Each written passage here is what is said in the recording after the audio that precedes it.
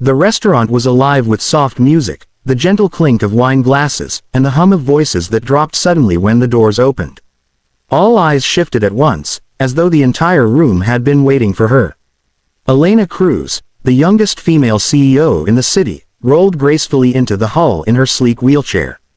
Her presence commanded attention, not just because of her status, but because she carried herself with the kind of elegance that made people forget what she had lost. Still, whispers started spreading across the tables like sparks leaping from a fire.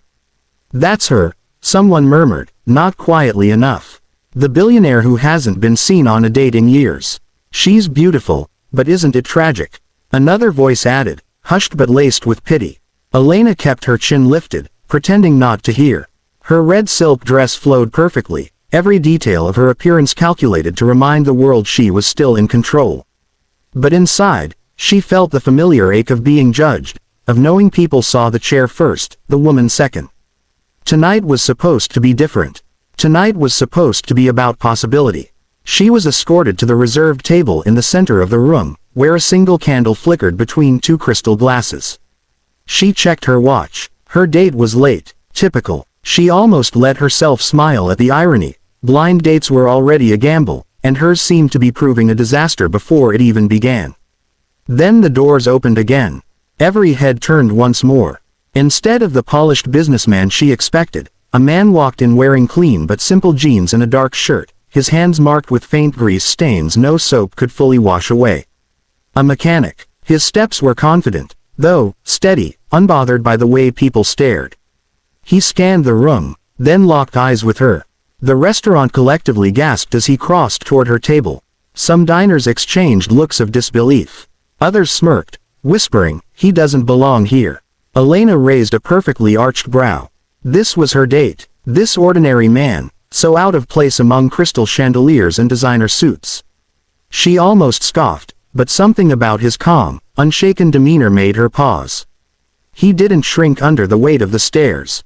He didn't look embarrassed. If anything, he looked like a man who had nothing to prove. And for the first time in years, Elena's heart skipped, not from fear, but from curiosity. The candle between them flickered softly, but the silence on the table was louder than anything else in the room. Elena studied the man sitting opposite her, her lips pressed into a thin line. He hadn't even tried to dress for the occasion. No suit, no tie, not even a blazer. Just simple clothes, work-worn hands, and eyes that seemed to see straight through the glittering walls around her. He glanced at the menu and then set it down, uninterested. "I'm not really used to these places," he said plainly, his voice low but steady. "Usually, dinner for me is at the diner down by the auto shop." Elena's eyes narrowed. She had expected forced compliments, the usual rehearsed lines about her beauty, her power, her success. But this man wasn't trying at all. "Then why are you here?" she asked sharply, her tone laced with the coolness she had perfected in boardrooms. He didn't flinch. Instead, he leaned back in his chair, folding his arms. "Because my daughter signed me up for this." His words landed so unexpectedly that Elena blinked. She said, "Dad, you've been alone too long. You need someone to make you smile again." He chuckled softly, though his eyes carried a trace of sadness. "So here I am, not because I thought I'd impress you, but because she believes I deserve a chance at happiness."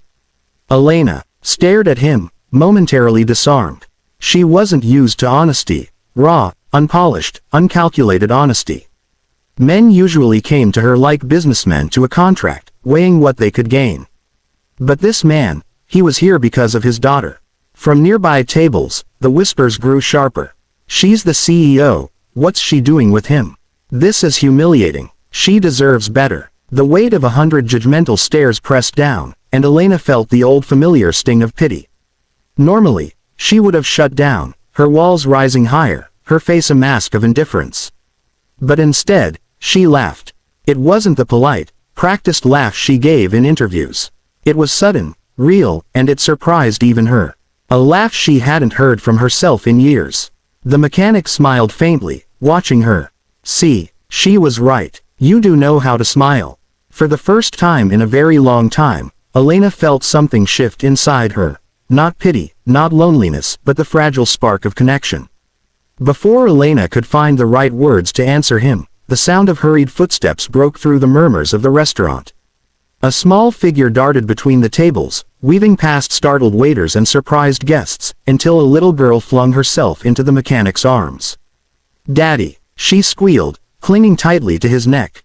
"Did you find her? Is she the one who'll stay forever?" The room froze. Forks stopped midway to mouths, conversations halted, and the entire restaurant turned into an audience for a moment no one had expected. Elena's breath caught in her chest as she watched the child, bright-eyed, full of hope, dressed in a simple yellow dress that contrasted sharply with the elegant gowns and suits around them. James, the mechanic, kissed his daughter's forehead gently, embarrassed by the sudden attention but too soft-hearted to push her away.